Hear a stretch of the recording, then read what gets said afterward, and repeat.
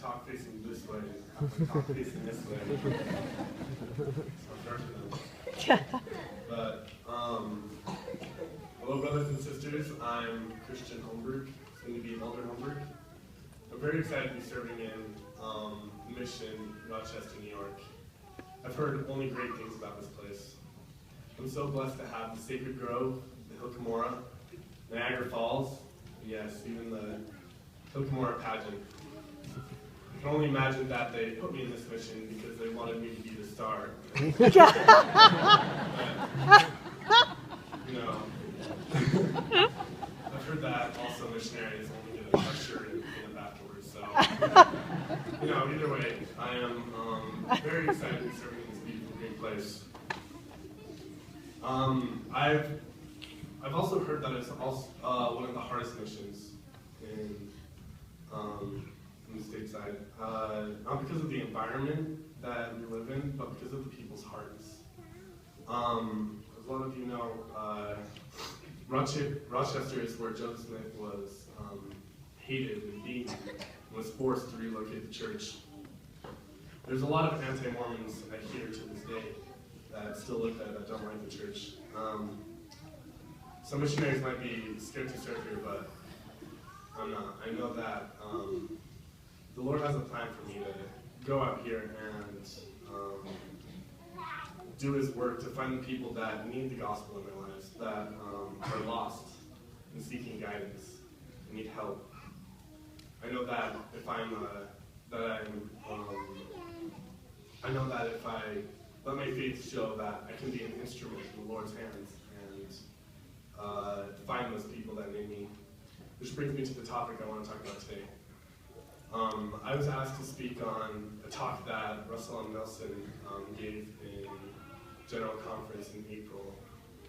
And it was titled, Letting Your Faith Show.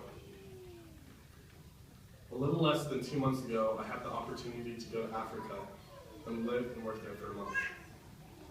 While I was there, I worked with a woman named Lydia. One day while I was working here, we got on the subject of religion. She asked me what church I went to, and I told her the Church of Jesus Christ of Latter-day Saints. She said she'd heard of this church, and that her sister warned us about this church, warned her about this church. Her sister said that in this church that we baptize people, but when we baptize people, they get possessed by the devil and they kill children. I couldn't help but burst out laughing at the idea. I mean, I explained that baptism is when you get cleansed from all your sins, and then you get the laying of the hands, and that's when you receive the gift of the Holy Ghost. And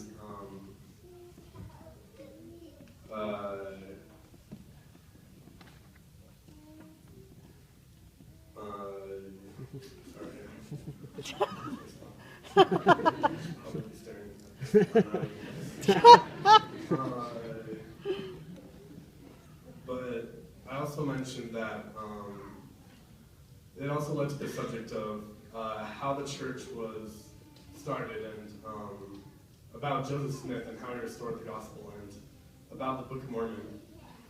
I also mentioned that not long after I come home from Africa that I will go back to the United States and I'll serve a mission in Rochester, New York for 2 years, trying to teach people about our church and bringing people into Christ. She couldn't wrap her mind around it.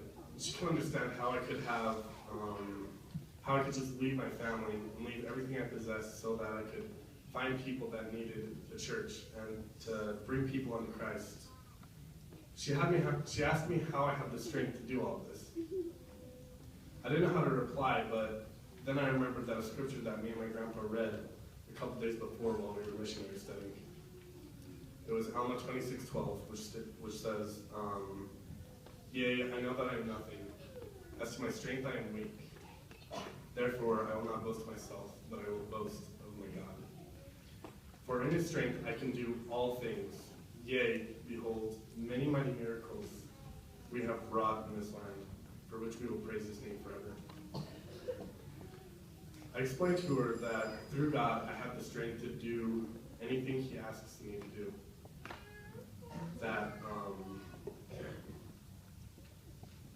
that he's asked me to serve a mission for 2 years, and I know that I have God's strength with me to do that and sacrifice that. I told her I'd be wasting 2 years of my life if I didn't believe in what was in the Book of Mormon. But I knew it to be true, and that's why I was willing to make the sacrifice. But then I could feel the Spirit, and I felt the prompting to ask her to come to church. She said that if she'd go, she'd be going against all that her family had taught her, that her family would probably never talk to her again. Yet, she believed that this was a sign that she was praying for. That she, like Joseph Smith, was looking for the true church, and she believed that this was the one. I was happy when she agreed to come to church and start reading the Book of Mormon. In our life, our faith will be challenged, whether it's on a mission, whether it's in school, or whether it's when no one around you shares that same belief.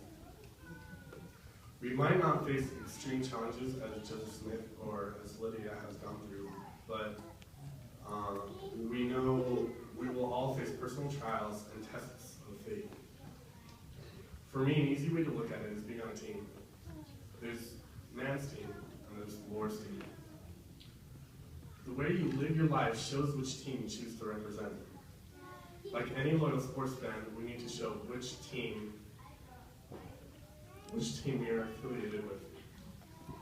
Saying which team you support shows no loyalty to the team. Faith is something we must not say we have, but something we must show we have. Where also do you put your faith, as Russell and Nelson pointed out in his talk? Is it in a team? Is it in a brand? Is it in a celebrity? Even the best teams can fail. Celebrities can fade. There's only one in whom your faith is always safe, and that is in the Lord Jesus Christ. End quote. With faith in Jesus Christ, our faith can overcome fear. As I'm on my mission, I know that as long as I have faith in Jesus Christ, I need not to fear whatever problems come ahead or obstacles that are ahead. Because just like I told Lydia, with God's strength, I can do all things. One great example of letting your faith show and overcoming fear is my grandma Pope.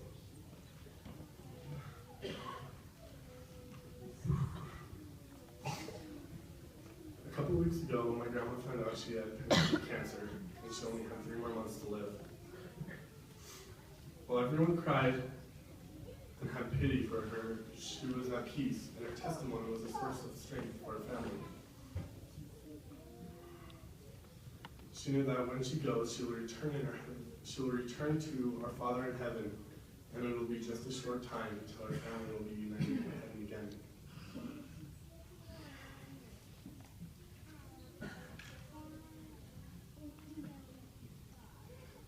It's hard to say goodbye to you, knowing that when I leave on my mission, I might not see you in this life again.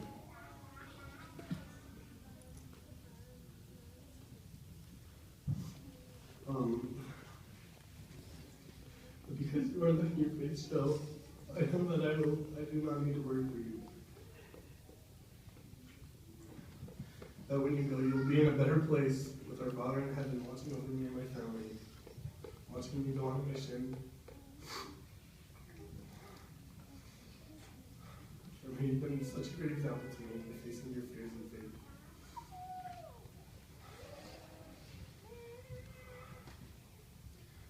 Oh, let's get to a talk. Let's get to a quote. This quote kind of talks about facing our fears through faith. It was a quote that President Thomas S. Monson said in 1986.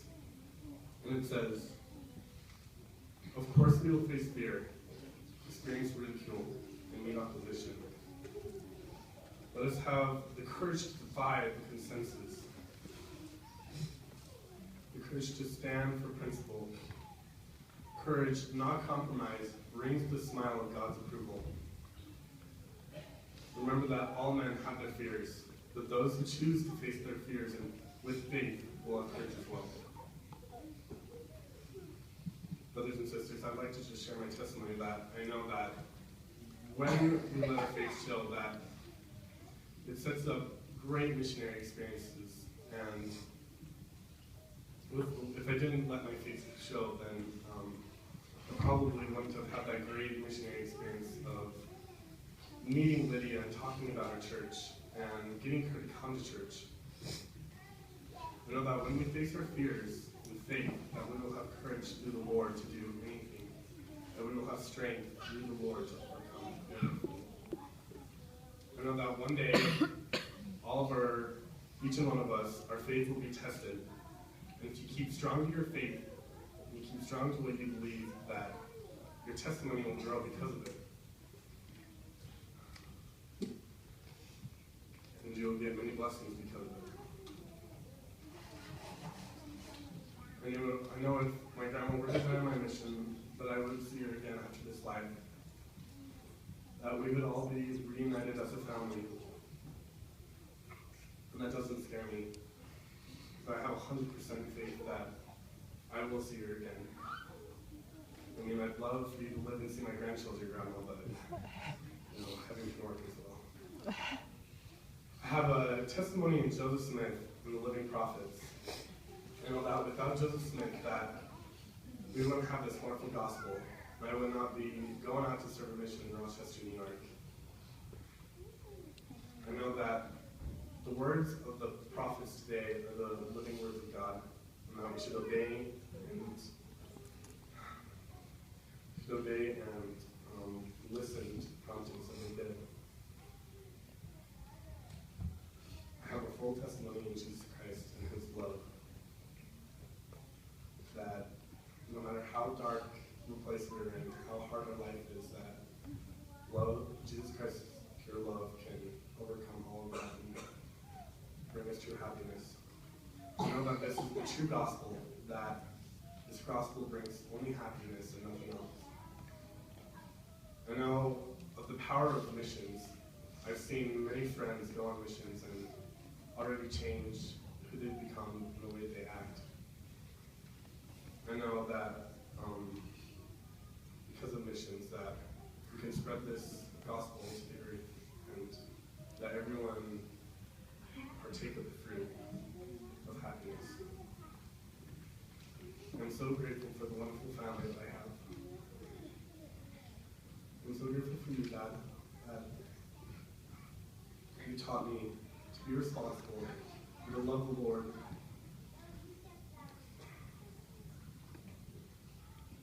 I know that without you in my life, I probably wouldn't be even responsible enough to go on a mission. I know that you've been such a great example and a role model to me. Mom, if it weren't for you, I wouldn't have this childhood dream to go on a mission.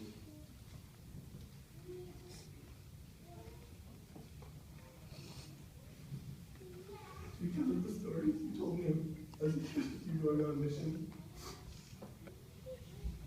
I wanted to serve a mission, and I've known that a mission is meant for me. I'm going to skip the rest of the story. I know this should be true, and I'm so grateful for it. I'm so thankful for all of you, all of my friends, all of you that have brought me here today. Each one of you that have been in my life have played a part in me going on a mission. And I know that I love you with all my heart, and I know that you have taught me the ways of the gospel, and I'm so grateful for